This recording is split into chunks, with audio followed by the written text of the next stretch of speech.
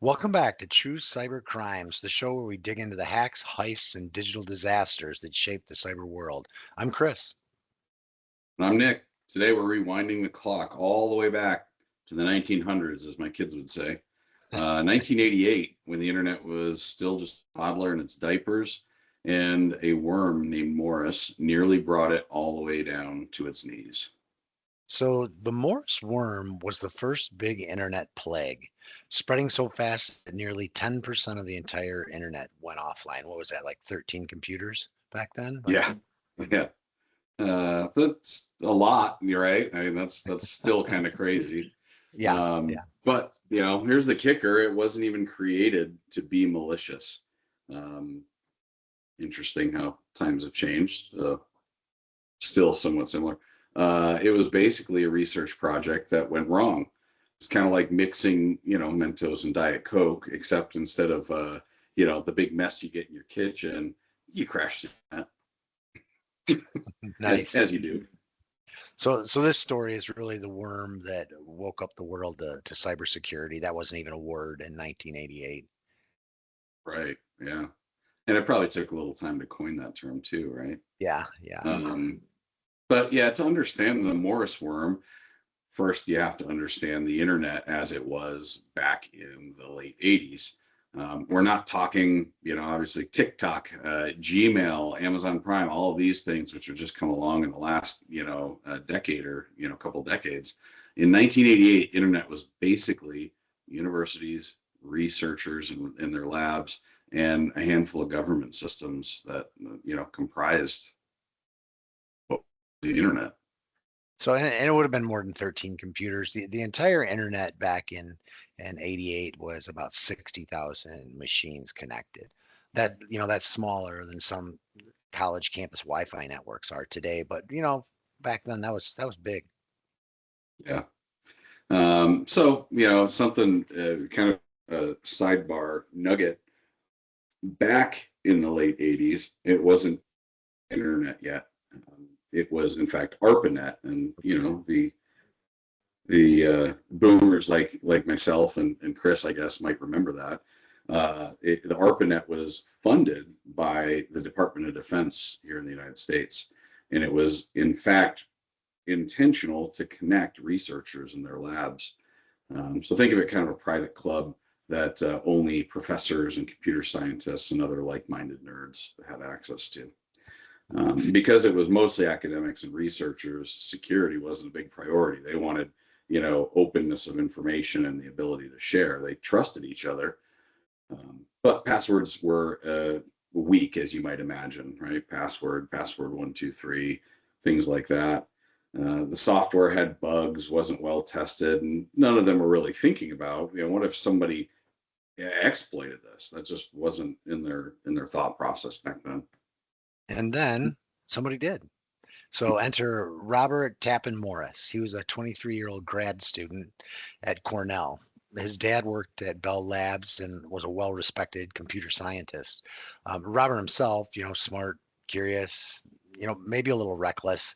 I don't know if that's a fair assessment, being reckless, that he had no idea what was going to happen here. But Morris wanted to know how big the internet really was, how many machines were out there. I mean, it sounds innocent enough. So he wrote a program that could spread from one computer to now we talk about spread from one computer to another. Now it sounds malicious, but he just wanted to see how high the count went up. Yeah, I mean the core concept is harmless in theory, right? But like you said, when it starts spreading from computer to computer, in our experience and our knowledge that we have today, that sounds malicious. At the time, it was just a way to, be a census taker and knock on all those doors digitally.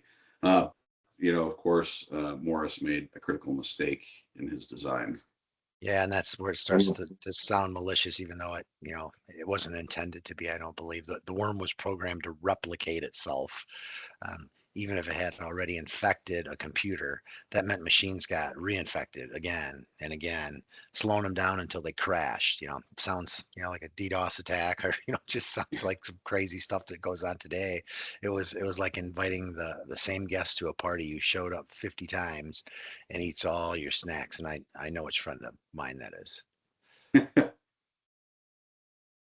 So Yeah, and exactly what was supposed to be, scientific experiment turned into the world's first internet outage. yeah, on November 2nd, 1988, Morris released his program onto the ARPANET or internet. Within hours, it spread like wildfire, exploiting three main weaknesses. One was a hole in the SendMail program that was used to send, early version of email. Number two was a bug in the service called Finger, and it was a tool that looked up users on their machines, something Unix command line people will probably be familiar with.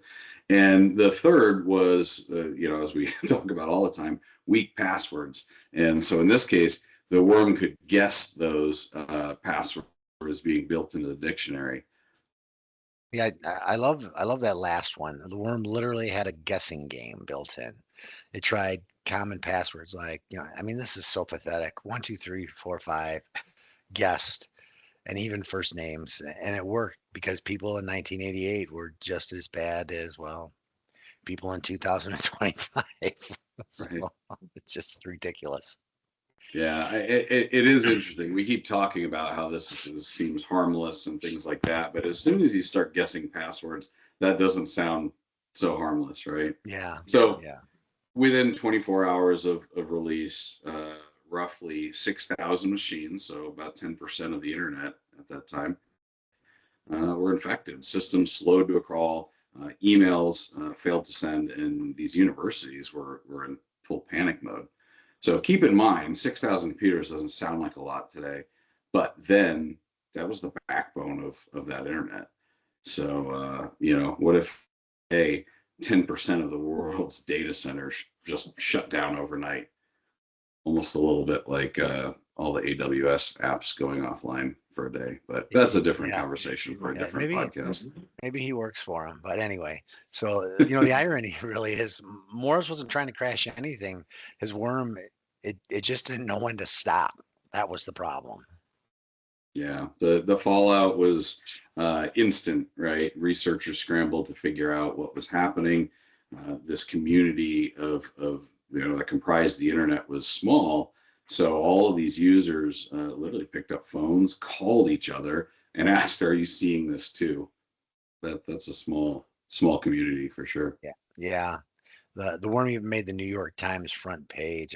That's awesome. Your computer science project becomes national news. I wonder if he got an A for that. I would hope so.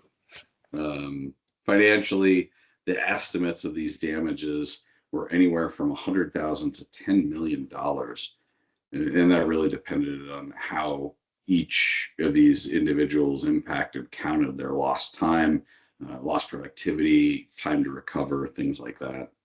And we're dealing with numbers a lot bigger today. So this might not sound like much, but in 1988 dollars, it was huge, especially for universities and research labs that were these places are running on government grants. So of course the FBI got involved. This was just a bug. It was the first real cybercrime case to test the brand new Computer Fraud and Abuse Act, CFAA.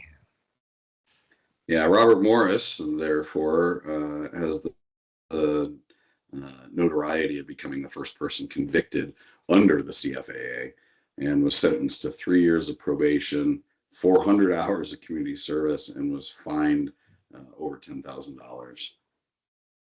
Some people thought, that was too harsh for just a mistake, and others thought it was too light given how much chaos he caused. Yeah, I'm not sure where I land on that. If Yeah. it was a project that didn't have malicious intent, yeah, interesting. Either way, it set a precedent. So messing around with computer systems without permission could land you in serious legal trouble, which, I guess makes sense, especially today. And the CFAA, Computer Fraud and Abuse Act, was passed in 1986, partly in response to the movie, War Games, which is kind of funny. They passed it because of a movie, but it basically made it a crime to access computers without authorization. Morris was the first test case. And here's the wild twist: despite the conviction, Morris went on to become a respected computer science professor at MIT. Talk about redemption arc. Yeah, and maybe that almost probably became like an interview. I wonder how much later, but yeah, well, I did this. Yeah, the Morris worm taught us lessons. They still ring true today. So first lesson, this is where we play the bingo game, patch management. Worms, especially today, they spread through vulnerabilities. So if you're not patching and managing known issues in your infrastructure and your software, that's why. Thank Morris for that. Yeah. Number two, again, weak passwords. Passwords matter. They're a problem then. They're a problem now. And number three is a little different than some of the other things we talked about, but testing your code matters. In this situation, Morris didn't have any intention for this worm to grow out of control, but he also didn't test it before letting it loose on the internet. Gosh, that's like kind of rings a bell. Wasn't there some other company that didn't test their Yeah, software when they released it? We won't talk about that. But that also took down a significant percentage. they might have taken down 10% of the current internet, but I basically, think it was 8%. I think it was 8%. It was pretty close then. Yeah. Something like, anyway. Yeah. Wow, we never thought that could actually happen, but they did. So no, we won't throw any names. So basically, the Morris worm showed that the internet really wasn't just a resource toy anymore. It was an ecosystem that needed security to survive. This was also the birth of CERT, Coordination Center, the first computer emergency response team set up in direct response to the worm. Today, every government and major corporation has one. Thank you very much, sir, for doing this for us. Yeah. Mr. Morris. Yeah. Looking back, the Morris worm was effectively patient zero in cybersecurity, or maybe antagonist zero. I don't know that Morris was the patient in this case, but it was the first wake up call that software bugs combined with weak passwords, combined with untested code, can have massive real world impacts. So gave it some good things came out of this, and it also shaped the culture of hacking. Before this happened, it was kind of a curiosity poking around around networks. After Morris, it became clear that even curiosity could have global consequences.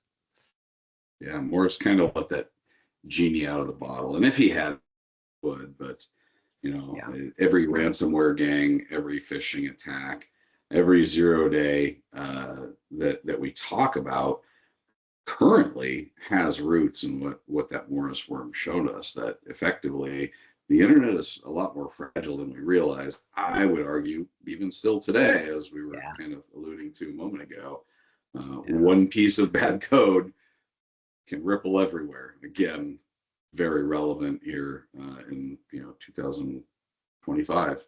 So could you look at this and say that the Morris worm is like the great grandpa of all modern cyber attacks? I guess so. Yeah. Back in my day. Yeah. So interesting, right? What's old is maybe not new again, but certainly still same issues that we're looking at today. But that's today's episode of True Cyber Crimes. The Morris worm was the first global cyber incident. Shows just how quickly things can spiral out of control. Yeah, thanks for joining us. And if you enjoyed this dive into the cyber history, don't forget to subscribe and leave us a review. It helps more people find the show. Yeah, remember, sometimes the biggest lessons come from the smallest mistakes. Until next time, this is Chris and Nick signing off. See you, Nick. Bye.